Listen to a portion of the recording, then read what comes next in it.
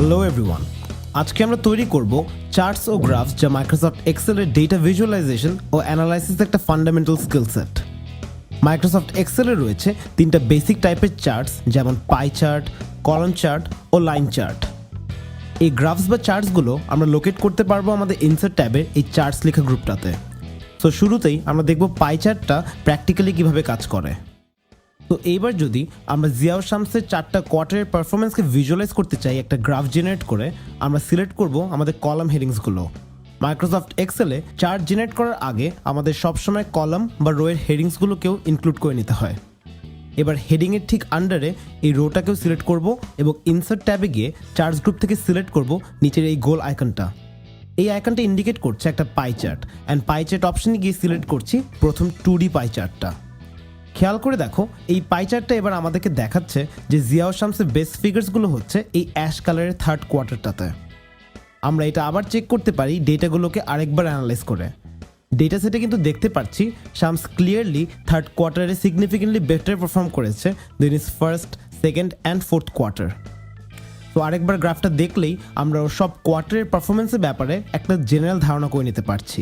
Amazing. আমরা এবার এই চার্টটা ডিলিট করে আমাদের কলামগুলোকে সিমিলার ওয়েতে ইউজ করে আরেকটা পাই চার্ট জেনারেট করব। এবার সিলেক্ট করছি প্রথমের এই দুটো কলাম, যেখানে এক পাশ হচ্ছে হেডিং আর আরেক পাশ হচ্ছে একটা সিঙ্গেল নাম্বার সিরিজ। এখন ইনসার্ট ট্যাবে গিয়ে আবারও সেম চার্টটা সিলেক্ট করলে দেখো, এবার আমরা দেখতে পাচ্ছি প্রতিটা অ্যাকাউন্ট ম্যানেজারদের পুরো কোয়ার্টার ওয়ানের পারফরমেন্সের একটা ভিজুয়াল ইন্ডিকেশন। ফর এক্সাম্পল, এই ডার্ক ব্লু সেকশনটা রিপ্রেজেন্ট করছে সাকিব মনজুর জিহানকে ও এই ব্রাউন সেকশনটা রিপ্রেজেন্ট করছে ফারহান রাশিদকে। তো আমরা ক্লিয়ারলি কিন্তু বুঝে নিচ্ছি যে কে কার থেকে বেটার পারফর্ম করেছে। এইবার যদি আমরা ডেটা সেটের এই কর্নারে এসে এই আইকনটাকে ডানে ড্র্যাগ করে কোয়ার্টার 2কেও ইনক্লুড করি, দেখো আমাদের পাই চার্টে এবার কোনো চেঞ্জ আসেনি। এটার রিজন হচ্ছে পাই চার্ট শুধু সিঙ্গেল নাম্বার সিরিজকে অ্যানালাইজ করতে পারে। কোয়ার্টার 1 ও কোয়ার্টার 2 মিলে কিন্তু দুটো নাম্বার সিরিজ হচ্ছে, হেন্স পরের সিরিজটাকে পাই চার্টটা আর কাউন্টই করছে না। এরকম যদি একের অধিক সিরিজ অফ নাম্বার নিয়ে আমাদেরকে চার্ট জেনারেট করতে হয়, আর এটা বেটার অল্টারনেটিভ হচ্ছে দ্য কলাম চার্ট। তো এবার আমরা সিলেক্ট করব এই তিনটা কলাম যেখানে আছে দুটো নাম্বার সিরিজ, কোয়ার্টার 1 ও কোয়ার্টার 2। ইনসার্ট ট্যাবে গিয়ে এবার চার্টস গ্রুপের একেবারে উপরে দেখতে পাচ্ছি কলাম চার্ট আইকন। এই আইকনে প্রেস করে সিলেক্ট করে নিব 2D কলাম চার্ট অপশনটা। এবার খেয়াল করে দেখো, এক্স অ্যাক্সিসে রয়েছে সব ম্যানেজারদের নাম এবং ওয়াই অ্যাক্সিসে দেখতে পাচ্ছি সেলস অ্যামাউন্ট। কলাম চার্টটা প্রতি অ্যাকাউন্ট ম্যানেজারের এগেনস্টে রেখেছে দুটো করে নাম্বার সিরিজ বা দুটো করে কলাম।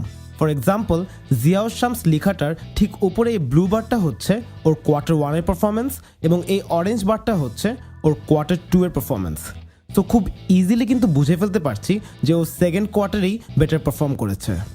এইভাবেই আমরা ভিন্ন অ্যাকাউন্ট ম্যানেজারদের পারফরমেন্সগুলোকেও কম্পেয়ার করতে পারবো খুবই ইজিলি। সো জাস্ট মাথায় রাখতে হবে, আমরা যদি একের অধিক নাম্বার সিরিজ নিয়ে কাজ করতে চাই, আমরা পাই চার্টের বদলে ইউজ করি দ্য কলাম চার্ট। পারফেক্ট।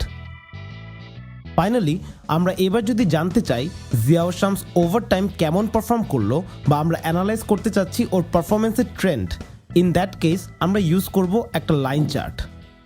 শুরুতেই আবার সিলেক্ট করে নিলাম এই দুটো রো। এবার ইনসার্ট ট্যাবের এই চার্টস গ্রুপে গিয়ে এই মাঝের আইকনটা সিলেক্ট করব।